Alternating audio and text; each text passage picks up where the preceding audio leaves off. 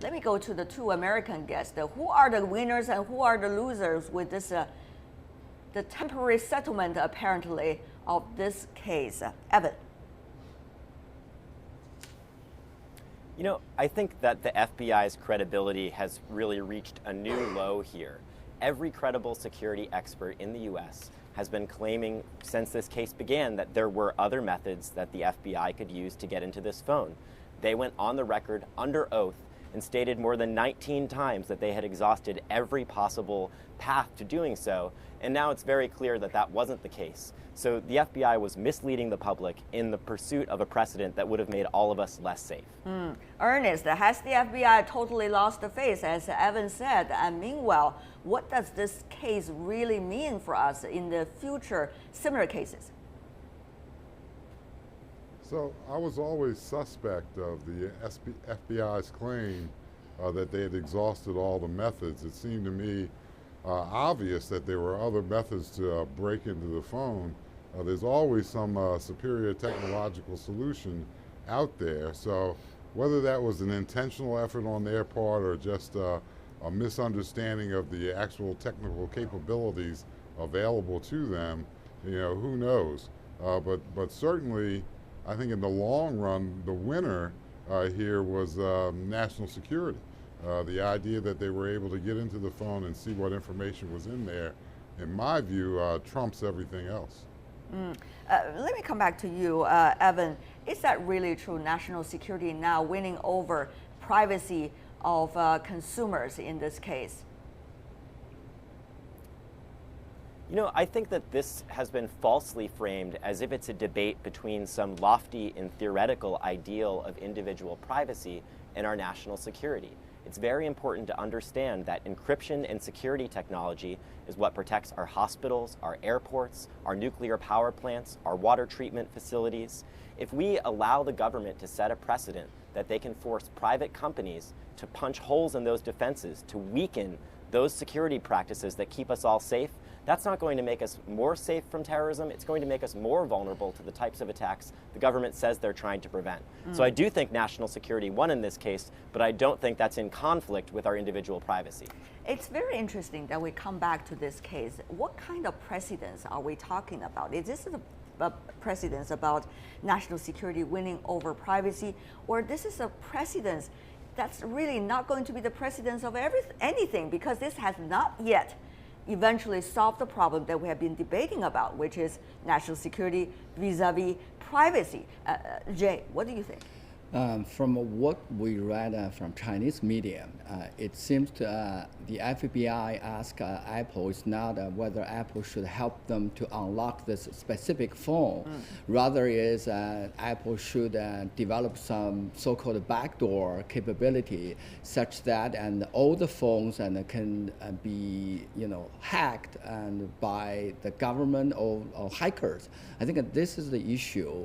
I think Apple is fighting for. I think this might actually set dangerous precedents because that systematically weakened the phone's security system, which is Apple has been trying to enhance since iPhone 1 to iPhone 6. But Ahmed, is this only a delaying of the previous debates, where the previous debates is going, or rather this is likely to be the precedence that all the cases are likely to follow? FBI would not dare anymore to ask the tech giants to provide them with access to the back door because they have lost the face this time. Yeah, I definitely think that we are just at the beginning of a long process for various reasons. And for me, the main reason is because the current legislation we have in different countries, and in particular in the US, because we need to keep in mind that this order was issued on the basis of an act which was backed in the 18th century. So it was 1789. 1789. The so-called the Writs Act. Exactly. So that's why I think that in any event, and we've seen that in Europe after the terrorist attack, I think that the US Congress will have to find a solution on that and to increase the power, the investigation power of the different agencies. So I think we're just at the beginning of the process, and we might see other situations, similar situations where we will find to strike the balance between privacy rights and public safety. Very interesting point. Let me get back to you, Ernest, and therefore we are only delaying an important discussion and a possible conclusion or possible showcase of stance by various parties in that regard. What does this mean for future cases, also involving, let's just say, the so-called government investigation of certain important cases? They are looking for information, and also the tech giants who they believe could provide all of these information, or at least backdoors to all of this information, Ernest. So the technical issue, with no precedence has been set is actually correct, right? The law case was withdrawn, so no precedence has been set. I'm reminded of the discussion that we had on this show earlier about the EU Privacy Shield and the relationship with the United States and the need to have this kind of global discussion about privacy versus cybersecurity. The speaker from Boston is absolutely correct. Cybersecurity protects the privacy of regular citizens in a number of different areas and needs to be able to continue to do that. The fact that the two work hand in hand doesn't eliminate the fact that there are weaknesses in all cybersecurity systems, and there will always be weaknesses in those systems. So, you know, the fact that those weaknesses are there and can be exploited either by governments or bad actors isn't going to change, which really kind of screams for the demand that policy and regulation catches up with the technological reality of today. Ahmed, what Ernest said, it's all within the United States, but what about internationally? He also mentioned, Ernest mentioned about the EU recent law, and of course that law could be used in different ways. One is to protect the national security and also privacy of the European citizens, but on the other hand, it can also be used as a trade protectionism tools against the American companies or the other way around. So how should we understand the nature of the discussion now internationally going on related to this very specific case, Apple and FBI? Yeah. So I think there are two elements in that. The first one is we need to remember that everything which is happening is just a consequence of the Snowden case and the mass surveillance. And the European lawmakers, when they were working on the draft data protection regulation, had that in mind. That's one of the reasons why the financial sanctions are so high now with this draft regulation. And what the lawmakers were trying to achieve is just to make sure that any data being transferred outside the EU, including in the US, will be protected. And the US companies using such data will not grant access to the same to the intelligence agencies. So I think that it's true that it could be perceived as a kind of protectionism, but I think the most important reason for that is everything we've all been hit by the Snowden case, and in Europe we want to have that more protected. Europe is not alone, Asia as well, some of the other countries, China included, but the thing is, what should be the relations between international business, multinational companies, including many of those based in the United States, such as Apple, and also the US government that they need to deal with, and also the various governments around the world in which they are operating around the world with. So how should we understand this complicated relations with an interesting case study like this? This is a very complicated, as you it said, is. and in general, is every company, when you do the business in the particular country, you have to follow the local law. So whether you're MNC or not, you're doing business in China, then you have to follow the Chinese government law. This is a common practice. However, and it's very challenging to balance and how to protect the consumer's right. And as a consumer for ourselves, and then we feel quite vulnerable. So we don't know who to trust. We probably have to choose the one which we distrust the least. And in this case, probably it's the Apple. You mean the tech giants, in which at least they have to, on the surface of public relations, deal with the concerns of the consumers?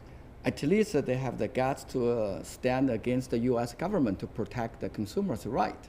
At least for this time. Exactly. Let's hear what the government has to say. We have some specific quotes coming from various American officials. For example, the top federal prosecutor in California expressed the government's stance in a statement. Now, let's take a look at the quote. It remains a priority for the government to ensure that law enforcement can obtain crucial digital information to protect the national security and public safety, neither with cooperation from relevant parties or through the court system when cooperation fails. That's one quote coming from the top federal prosecutor in California. Of course, that specific case is being dealt with in California.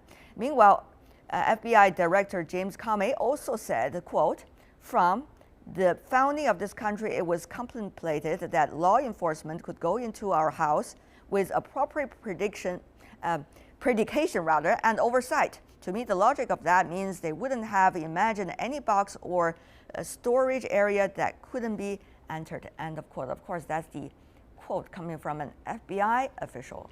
Every one of those have their own stance. Here is what's going to be done by the tech giants. Evan, I have to go back to you because now comes a difficult question for Apple. The way that the FBI eventually found this time of getting into this specific iPhone indicated certain big vulnerability with the iPhone system itself. So should Apple ask the FBI for the means that the FBI has acquired in order to get into the iPhone and eventually mend the holes? Apple shouldn't even have to ask. If the FBI actually cares about our safety and security, they absolutely need to disclose to Apple the method that they use to unlock this phone.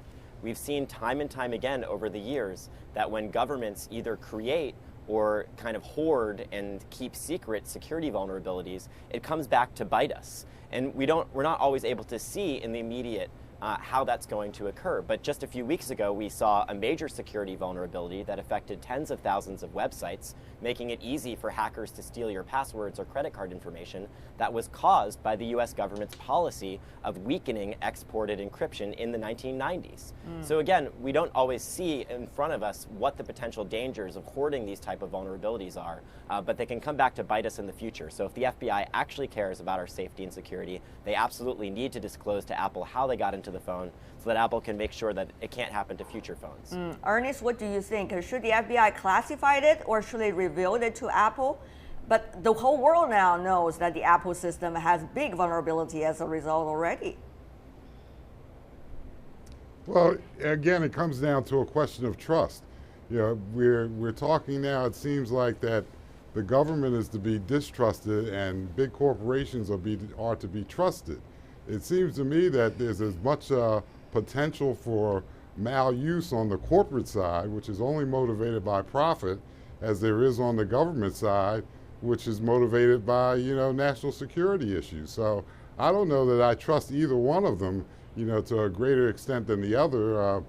Certainly Apple's aware of the vulnerabilities that they have internally. If they had cooperated with the FBI to start with, at least they would have been in control of what had been developed, and it would be up to them to protect it. Now, the government's in control of it, and it's up to them to protect it. The more you share things, it's like with any secret, the more that secret's shared, the more the potential for it to be compromised exists. So, it's a complex issue, but I don't trust Apple any more than I trust the government. The government has a long history of doing things that aren't in the best interest of the people. And I think corporate America has the same long history of exploiting people for profit motives. Well, Ernest was saying the government has a long history of doing things for the best benefits of the people. We got two panelists here in Beijing waving their hands saying, no, not necessarily all the time for all governments. Let me have you, Ahmed, first, and then I'll have you, Jay, as well. No, it's true that to choose between high-tech companies protecting our privacy rights and the government, I would say that considering the circumstances, there's a tendency, I think, from the consumers at least to believe that high-tech companies do their best to protect privacy rights.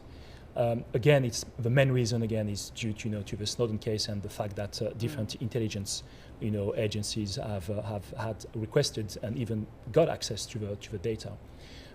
Maybe one thing, though, which I think is very important here to mention, is that all this debate, which is very, complex and interesting, I think it just comes at a wrong timing because it's too emotional, and I think there's a risk for a company like Apple, which is standing to protect privacy rights, in the long term, to be perceived wrongly by some citizens are as not cooperating enough with enforcement agencies. So I think that from a legal standpoint, it makes sense in terms of protection of privacy, but in terms of communication and how people who are just scared now, they might have a different conception and prefer the public safety over the privacy rights. And it's a debate currently in Europe and in other countries. Right. Jay, I'm not sure whether we're here to provide advice for the Apple, the company itself, whether they're doing the right communication job or not. I know what you mean is that what does exactly mean for all the different kinds of players? What do you make of it? I just definitely don't trust the U.S. government because in the security world, there is a fact, and then there is a public encryption standard, and there were a loophole in that standard. And the U.S. government actually knew that loophole exists, never tell anybody for years until the private sector found out, and then they patched that loophole. Given that precedent and also Snowden and the incident, I definitely will not trust the U.S. government. Okay, we have touched on every field, but the thing is, what can the consumers do? Individuals like us who are not tech experts, who have to deal with some of the products available in the market, and also monitoring of the government from all over the world. The previous guest says, and they don't trust them and the private sector, the big giants, because they're just for making money, which could be true. But they also have their brand name, their reputation on the line, which worth millions. I think just in case of to keep their brand name, I think they're going to have to do something really is good. So in our cases, as I said, we just have to pick up one which we distrust the least. In this case, it's probably Apple or any big MNC. Well, we'll see. Before we go, one sentence from every one of you. What should we watch from this case on? Evan, one sentence if you can. I think this isn't about trusting large companies or the government. What we really need is for there to be decentralized encryption services that people can use to keep themselves safe, where we don't have to rely on either of those major parties, whether they're depending on profit or their own self-governmental interest to keep us safe. We should be using open source tools that keep us safe. Ernest. Yeah, I like that solution. Open source definitely has a role to play. Well, I think the bigger issue is some international policy that really addresses the tension between privacy and security. Ahmed, one sentence. I think more cooperation and consistent, regulations throughout the world in terms of privacy rights could be a solution. We hope that would happen. Jay, finally. Where and how to draw the line between national security and consumers' privacy?